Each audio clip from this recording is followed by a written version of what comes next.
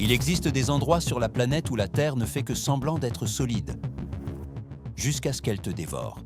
Des surfaces qui paraissent stables, mais cachent un vide liquide qui change de forme chaque jour.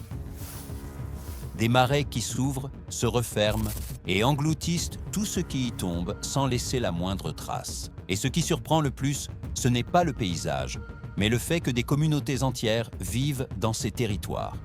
Quelque chose que nous imaginons rarement.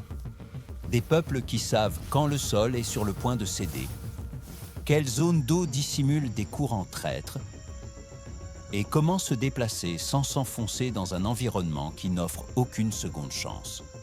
Aujourd'hui, tu vas découvrir comment fonctionnent ces marais trompeurs, quels dangers se cachent sous leur surface et comment 5 cultures ont réussi à survivre dans des lieux où presque rien ne demeure stable.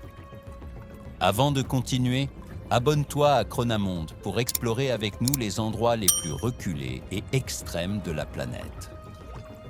Et reste jusqu'à la fin, car chaque marais révèle un défi différent. Et tous partagent une vérité qui dépasse nos limites.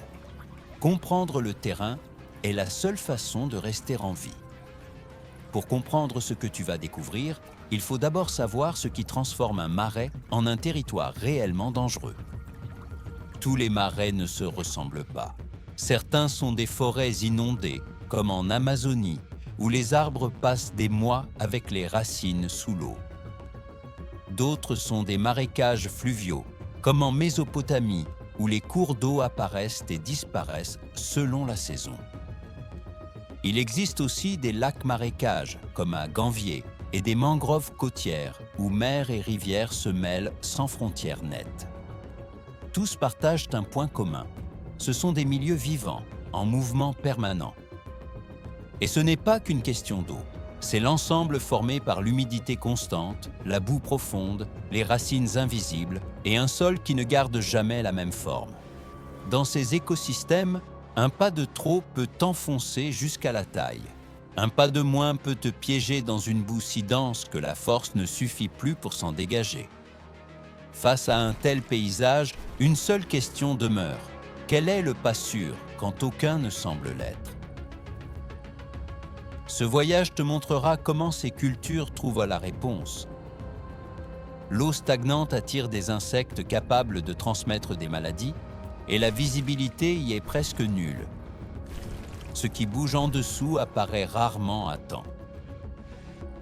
Ici, l'orientation ne dépend pas de sentiers, mais du son du vent, des odeurs de la végétation et du comportement des animaux. C'est un paysage instable, changeant et surtout imprévisible. Prépare-toi. Notre voyage commence dans un lieu qui bouleverse tous les repères.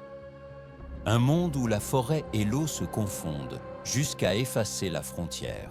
Entre sol et vide, là vit un peuple qui ne fuit pas le marais. Il l'intègre comme une part de lui-même. Un Nukak-Maku, Amazonie, Colombie, la forêt où le sol disparaît. Au cœur de l'Amazonie colombienne existe un territoire où la géographie ne s'arrête jamais. La pluie transforme le paysage chaque jour, et ce qui ressemble aujourd'hui à un sentier solide peut devenir demain un couloir d'eau sombre. C'est ici que vivent les Nukak-Maku, l'un des derniers peuples nomades d'Amérique du Sud, habitués à un environnement où le sol change de forme sans prévenir. Les zones humides qu'ils occupent appartiennent à 2 écosystèmes uniques, la Várzea, inondée par les fleuves d'eau blanche chargés de sédiments, et l'Igapo, où les eaux noires montent lentement jusqu'à recouvrir les racines des arbres pendant des mois. Pendant la saison des pluies, la forêt se transforme en une mosaïque d'îles temporaires. Les arbres émergent comme des colonnes au milieu d'un océan brun. La profondeur de l'eau change de manière imprévisible, et le sol, bien qu'il semble ferme, est constitué de feuilles décomposées, de racines entremêlées et d'une boue épaisse qui s'affaisse sous le poids du corps. Les Nukak se déplacent constamment, car rester trop longtemps au même endroit signifie risquer d'être piégé par la montée des eaux. Leurs campements sont extrêmement légers. toits de feuilles de palmier, structures minimales et plateformes surélevées pour empêcher l'eau ou les animaux d'atteindre la zone de repos. Chaque décision quotidienne dépend de l'état du marais. Ils choisissent leurs itinéraires en fonction du niveau de l'eau, de la maturité des fruits sauvages et du comportement des animaux. Ils sont experts dans la lecture de la forêt. Le craquement d'une branche, l'odeur du vent humide, la direction d'un vol d'oiseaux fuyant l'eau montante. Les Nukaks utilisent des sarbacanes dont les fléchettes sont enduites de curare, un poison végétal extrait de lianes amazoniennes. Les animaux qu'ils chassent, singes, oiseaux, petits mammifères, se déplacent parmi des branches inondées, des plateformes naturelles créées par la végétation et des zones où l'eau dissimule à la fois le prédateur et la proie. Le chasseur doit avancer sans briser la surface de la boue. Une empreinte profonde attire moustiques, guêpes et poissons sensibles aux vibrations de l'eau. Pour nous, il serait impossible de se déplacer ici. Eux, cependant, savent quelles racines peuvent être foulées et lesquelles cachent un vide. Lors des grandes crues, les Nukaks naviguent dans de petites pirogues taillées dans un seul tronc. Mais le défi n'est pas la navigation, c'est l'interprétation de l'eau. Les eaux blanches avancent rapidement et transportent d'énormes troncs. Les eaux noires semblent calmes, mais dissimulent des tourbillons lents capables de retourner la pirogue sans avertissement. Certaines zones possèdent tant de végétation flottante qu'elles forment des îles mobiles qui bloquent la route. La pirogue doit être guidée par intuition. Sous la surface, il peut y avoir des racines acérées ou des serpents aquatiques cherchant la chaleur. Les Nukaks ne forment pas de grands villages. Ils se déplacent en petits groupes de 15 à 35 personnes, suivant des routes saisonnières dictées par le comportement de la forêt inondée. Leur langue appartient à la famille Kakua-Nukak, l'une des moins documentées du continent. Cette structure sociale leur permet de survivre dans un paysage qui exige mobilité, silence et une lecture parfaite de l'environnement. Dans un marais amazonien, un grand groupe serait trop visible, trop lent et trop vulnérable. En plus de la chasse, ils récoltent des fruits qui poussent sur des arbres dont les racines restent submergées pendant des mois. Aucune culture fixe ne pourrait survivre ici. Le marais déplace la terre, l'enfonce, la réorganise et la mélange aux sédiments chaque saison. Leur survie dépend donc de plantes sauvages telles que le mokambo, parent du cacao, le chontaduro, des palmiers résistants aux inondations et des racines comestibles que seuls eux savent trouver sans s'enfoncer dans la boue. Ils récoltent aussi du miel, grimpant aux arbres, tandis que l'eau leur arrive à la poitrine. Une image qui révèle la relation intime qu'ils entretiennent avec la forêt inondée. Ce qui pour nous serait un territoire inaccessible est pour eux une carte remplie de signes, la couleur de l'eau, le niveau des champignons sur les troncs, la présence de certains insectes, le chant des amphibiens qui annoncent pluie ou sécheresse. C'est pourquoi leur plus grand outil n'est pas la force, mais la mobilité. Pourrais-tu vivre dans un endroit où ta maison ne dure que quelques jours, où les chemins disparaissent sous l'eau et où ta survie dépend d'un paysage qui ne s'arrête jamais? Pour les Nukaks, cette manière de vivre n'est pas un choix extrême, c'est l'héritage de leurs ancêtres. Mais aujourd'hui, le plus grand danger ne vient plus du marais, il vient de l'extérieur. Pendant des décennies, leur territoire a été traversé par des groupes armés, des cultures illicites et des maladies pour lesquelles ils n'avaient aucune défense. Beaucoup ont été contraints de quitter la forêt inondée et déplacés vers les périphéries de villes comme San José del Guaviare, loin de l'environnement qui a façonné leur vision du monde. Poursuivons. Nous entrons maintenant dans une zone humide qui défie toute logique. Un territoire où le marais ne se contente pas de donner la vie. Il protège, dissimule et façonne les peuples qui en dépendent depuis des siècles. 2. Marches arabes, Mésopotamie, Irak. Le peuple qui a bâti son monde avec des roseaux et de l'eau. Dans le sud de l'Irak s'étend un paysage qui semble impossible. Une immense étendue de canaux, de miroirs d'eau et de roseaux, formant l'une des plus anciennes zones humides de la planète. Ce sont les marais de Mésopotamie, un territoire si vaste et changeant que pendant des siècles, il a offert refuge, nourriture et protection à ceux qui ont su le comprendre. C'est là que vivent les Marches arabes, un peuple qui non seulement habite le marais, mais en a fait le socle même de sa culture. Ces marais font partie d'un paysage qui, durant des millénaires, a coexisté avec certaines des premières villes de l'humanité. Aujourd'hui, ils sont reconnus comme patrimoine mondial et représentent l'un des rares endroits où l'on peut encore percevoir comment les premiers centres urbains interagissaient avec un grand milieu humide. À première vue, ce monde aquatique paraît chaotique. L'eau couvre presque tout l'horizon, les canaux s'ouvrent et se referment au gré des saisons, et la végétation pousse avec une telle rapidité que le terrain se transforme en quelques jours. En période d'abondance, les roseaux atteignent des hauteurs impressionnantes et forment des corridors naturels qui agissent comme des murs vivants. Lorsque le niveau de l'eau baisse, le marais révèle des étendues de boue profonde où un faux pas peut devenir un piège. Ceux qui vivent ici ont trouvé des moyens très précis de survivre dans cette instabilité.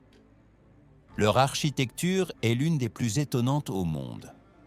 Alors que d'autres cultures dépendaient de la pierre ou du bois, ces communautés ont édifié des structures monumentales uniquement avec des roseaux.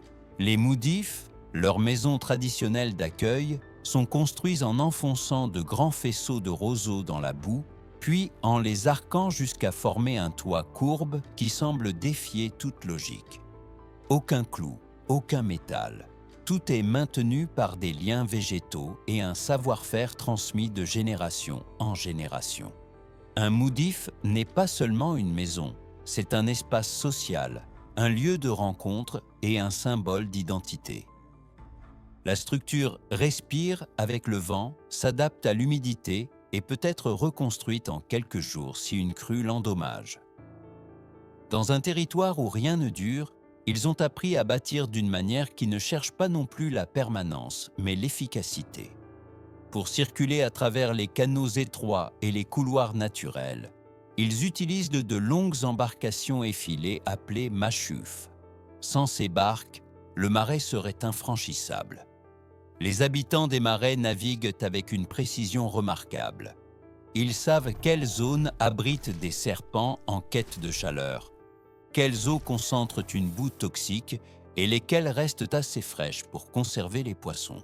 Pour eux, chaque variation de l'eau porte un message. Les buffles d'eau sont un autre élément essentiel. Ces animaux avancent là où un être humain s'enfoncerait, et leur instinct leur permet de détecter les zones dangereuses du marais. Les familles dépendent d'eux pour le lait, le travail et pour maintenir un lien vital avec les rares bandes de terre ferme qu'elles aperçoivent encore. Voir un buffle presque entièrement immergé résume la relation entre l'homme et ce milieu humide. Coexistence, non-domination. La survie ici repose sur l'interprétation des changements de l'écosystème. La pêche est essentielle, mais pas n'importe laquelle. Il faut anticiper le comportement des poissons selon la température, la profondeur et le courant. Quand les eaux se réchauffent, ils changent de route. Lorsqu'elles baissent, ce sont les espèces qui changent. Ce savoir ne s'apprend ni dans les livres ni sur les cartes. Il se transmet en observant un paysage qui n'est jamais identique. Mais l'histoire des marches arabes est aussi une histoire de résistance. Dans les années 1990, les marais ont été délibérément asséchés, réduisant un écosystème millénaire à une fraction de sa taille. ce qui était autrefois un monde d'eau est devenu un désert craquelé. De nombreuses communautés ont dû quitter le marais, d'autres ont disparu sans laisser de traces. Ce fut l'une des transformations environnementales les plus radicales provoquées par l'homme à l'époque contemporaine. Après la chute du régime, les canaux ont été rouverts, l'eau est revenue lentement et, avec elle, une partie des communautés qui avaient réussi à survivre loin de leur milieu d'origine. Elles ont reconstruit leurs moudifs, ramené les buffles dans les marais et réactivé les voies navigables. Le paysage n'est pas encore redevenu ce qu'il était, mais leur culture continue de se battre pour rester debout. Au-delà de leur importance historique, ces marais constituent un refuge crucial pour les oiseaux migrateurs, les poissons et des dizaines d'espèces qui dépendent de ces eaux peu profondes. Ils agissent comme un filtre naturel, stockent de l'eau douce et amortissent les effets des sécheresses et des vagues de chaleur extrêmes. Protéger ce milieu humide revient aussi à préserver l'un des derniers grands écosystèmes vivants du Proche-Orient. Vivre ici n'a rien d'un geste romantique ni d'une simple adaptation à la nature.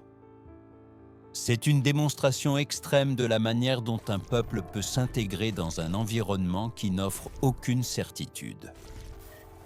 Là où d'autres voient des limites, eux voient des indices. Là où certains ne perçoivent qu'un marais hostile, eux reconnaissent un territoire qui parle, qui avertit et qui protège, pour peu qu'on sache l'écouter. Après la Mésopotamie, notre voyage nous entraîne vers un marais d'Afrique de l'Ouest où le danger principal n'était pas la nature, mais l'être humain. Un peuple entier a élevé sa ville au-dessus de l'eau pour rester en vie. Chaque plateforme, chaque maison, chaque pieu planté dans la boue fut une déclaration silencieuse de survie. 3. Tofinu, Bénin. La ville qui s'est élevée au-dessus du marais pour survivre. Dans le sud du Bénin, là où la terre cesse d'être stable et où un marais saumâtre s'étire comme un miroir immobile, se trouve un lieu qui défie toute logique. Ganvié, une ville entière construite sur l'eau. À première vue, on dirait une carte postale irréelle. En s'en approchant, on comprend qu'elle est née d'un besoin extrême, rester en vie. Les habitants de cette ville flottante, les Tofinu, ne sont pas arrivés ici par choix. Ils sont arrivés en fuyant. Au XVIe et XVIIe siècle, le royaume du Dahomey capturait des personnes pour les vendre comme esclaves à des commerçants européens. Vivre sur la terre ferme signifiait vivre dans la peur. S'éloigner du marais, c'était accepter de ne peut-être jamais revenir. Mais une règle a changé leur destin. Les guerriers du Dahomey évitaient de s'aventurer dans les eaux profondes. Cette interdiction n'était pas seulement tactique, elle était liée à des croyances religieuses qui considéraient ces eaux comme le domaine des esprits et des divinités. Ce mélange de crainte, de mythes et de stratégies a ouvert une voie de fuite à ceux qui cherchaient refuge. Et cette fuite a donné naissance à une ville qui, des siècles plus tard, est toujours là. Imagine la décision, abandonner sa maison, s'enfoncer dans un marais sans sol stable et parier sa survie sur un terrain qui peut engloutir en quelques secondes. Ils l'ont pourtant fait. Et sur cette boue incertaine, ils ont élevé un lieu qui deviendrait leur refuge. Ganvié repose sur des troncs enfoncés dans une vase épaisse et mouvante. Sous l'eau, il n'y a pas de fondation solide, seulement des couches de sédiments et de racines qui apparaissent ou disparaissent selon la saison. Malgré cela, les maisons restent debout grâce au savoir accumulé au fil des générations. Chaque structure est inspectée, renouvelée et ajustée en fonction du niveau de l'eau, de la salinité et de l'état du marais. Ici, l'eau est tout, route, place, frontière et lieu de rencontre. Pour aller au marché, on prend la pirogue.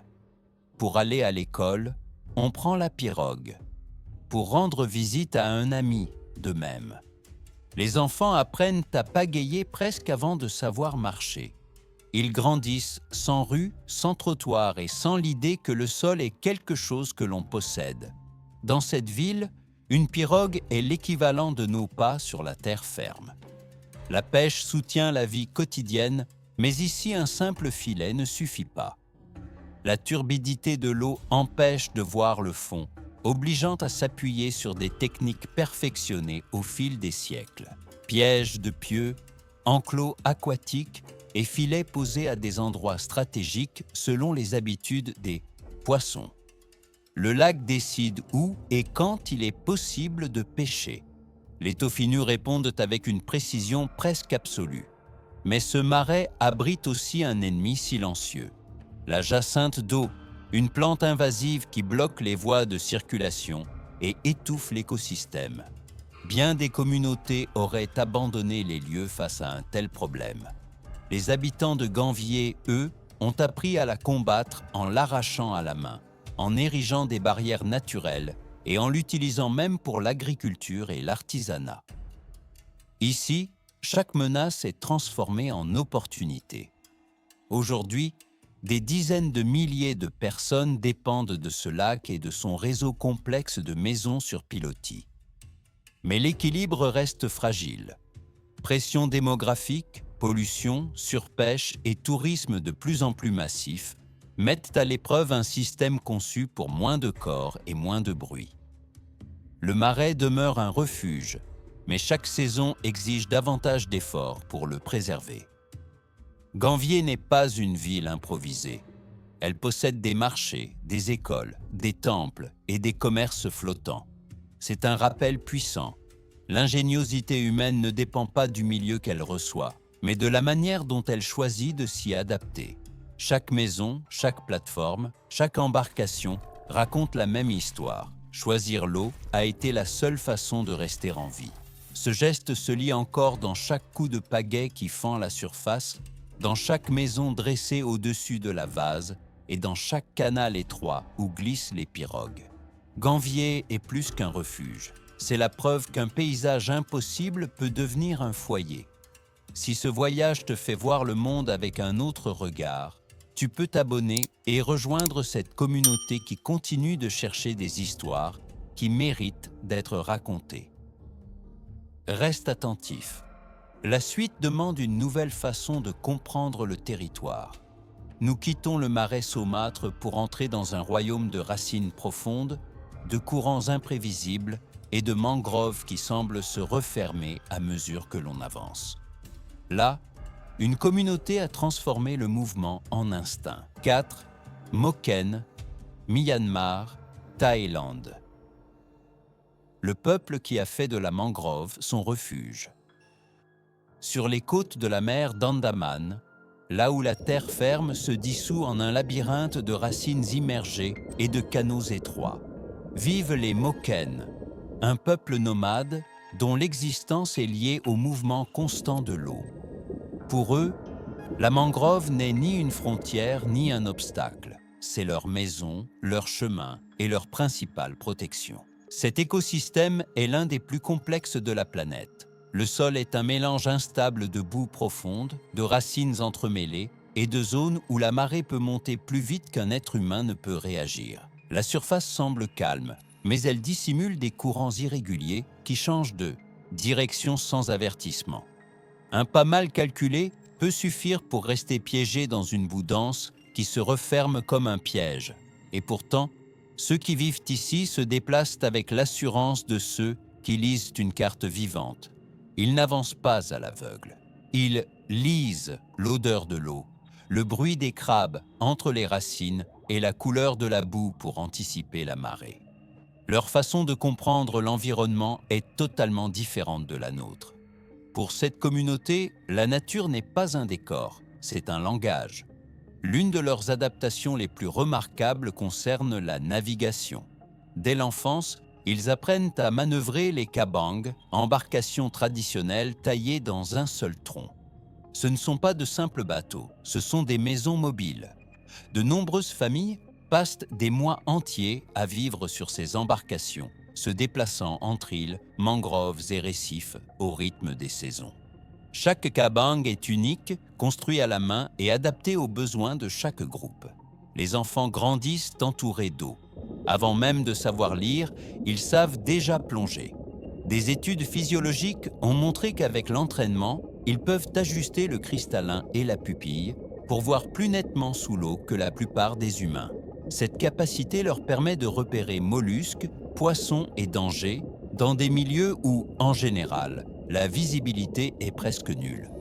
La mangrove est aussi un territoire de marée imprévisible. Quand l'eau monte, elle peut isoler quiconque se trouve à l'intérieur. Quand elle se retire, elle dévoile des racines tranchantes, des bancs de boue et des canaux qui se referment en quelques secondes. Ici, chaque mouvement exige une précision absolue. Ils savent reconnaître quand un passage va se resserrer, quels troncs supporteront le poids et quelles zones, malgré leur apparence solide, peuvent devenir un piège. Leur alimentation dépend de l'équilibre entre la mer et le marais. Ils récoltent des mollusques, pêchent à la lance ou au filet et tirent parti de tout ce que la marée abandonne. Rien n'est improvisé. Chaque geste répond à des schémas transmis de génération en génération. Chaque période de l'année impose un déplacement différent. Mais la relation de ce peuple à l'eau va bien au-delà de la simple survie. Historiquement, ils ont été presque entièrement nomades. Leur identité s'est forgée dans le déplacement permanent. Pourtant, ces dernières décennies, différentes politiques ont tenté de les fixer sur la terre ferme, de limiter leurs déplacements et de les intégrer dans des systèmes étrangers à leurs traditions. Cela a amputé une partie de leur mode de vie, même si de nombreuses familles restent attachées à la liberté de la mer et résistent au sein de petites communautés dispersées dans les mangroves. Dans certains cas, on leur a proposé des logements sur la terre ferme en échange de l'abandon de leurs bateaux.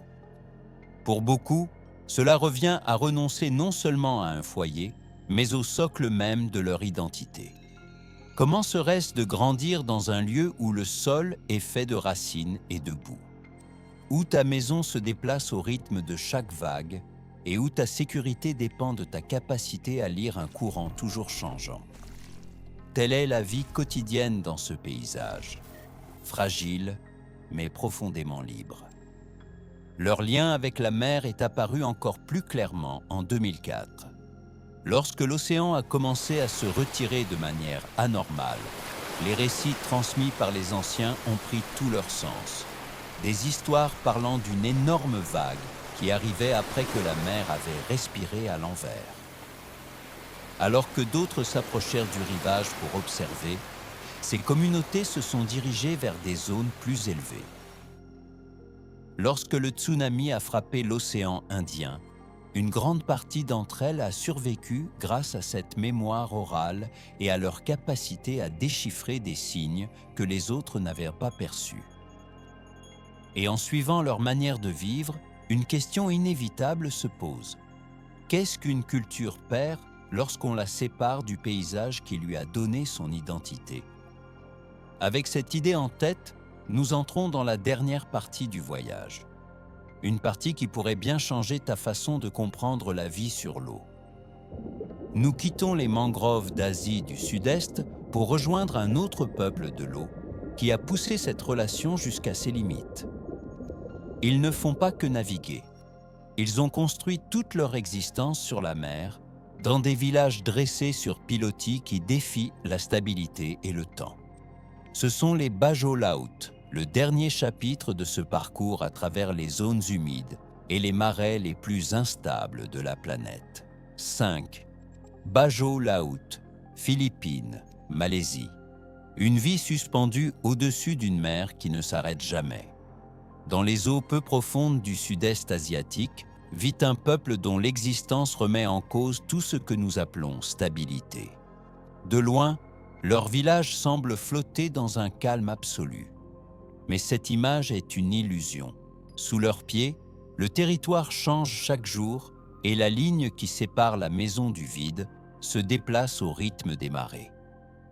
Leurs habitations sont construites sur des pilotis enfoncés dans un fond marin qui ne restent jamais identiques. le sol sous l'eau est un mélange vivant de boue, de sable et de débris coralliens qui se réorganisent lentement, effaçant des routes, affaissant des structures et obligeant à reconstruire avec une patience que peu de gens seraient capables de maintenir. Vue de l'extérieur, cette architecture paraît fragile. De l'intérieur, c'est une œuvre maîtrisée, élevée au-dessus d'un paysage qui ne pardonne aucune erreur. Ceux qui naissent ici grandissent au-dessus de l'eau. Pour eux, marcher sur la terre ferme est presque aussi étrange que ce serait, pour nous, vivre sur une plateforme qui oscille sans relâche. Leur vie se déroule entre barques étroites, passerelles de bois et constructions qui se déplacent au rythme de la houle. Alors que la plupart des gens cherchent la stabilité, eux font confiance à des structures qui s'adaptent comme la mer elle-même. L'une de leurs adaptations les plus extraordinaires est leur capacité à plonger en apnée. Ce n'est ni un simple talent, ni une habileté récente. C'est le résultat de siècles de pêche sous-marine. Des études comparatives ont montré que beaucoup de personnes dans ces communautés possèdent une rate légèrement plus volumineuse, ce qui leur permet de stocker davantage d'oxygène et de soutenir des immersions prolongées. Ils peuvent rester sous l'eau pendant plusieurs minutes, atteindre des profondeurs que la plupart d'entre nous ne supporteraient pas sans équipement, et s'orienter dans des eaux troubles où la boue et l'ombre se confondent. Dans cet univers, distinguer un rocher du corps d'un poisson se joue à quelques millimètres et à une expérience transmise de génération en génération. Un regard extérieur pourrait croire à un don. Pour eux, c'est une question de survie. Le corps, la respiration et le rythme de vie sont réglés sur la mer. Mais cet environnement exige une vigilance constante. Les tempêtes peuvent détruire des habitations en quelques heures. Les grandes marées emportent des plateformes entières. Des courants soudains peuvent entraîner quiconque n'a pas anticipé le changement. Surveiller l'horizon n'est pas une habitude, c'est une nécessité. Chaque variation dans la couleur de l'eau ou dans le vent est un message qu'il faut savoir lire à temps. Leurs embarcations traditionnelles sont une extension du corps. Les enfants apprennent à pagayer avant même de marcher avec assurance. Dès leur plus jeune âge, ils mémorisent des itinéraires qui changent au fil des saisons, reconnaissent le son de la mer lorsqu'elle annonce le danger et comprennent qu'une erreur de calcul peut entraîner une barque au-delà de tout retour possible.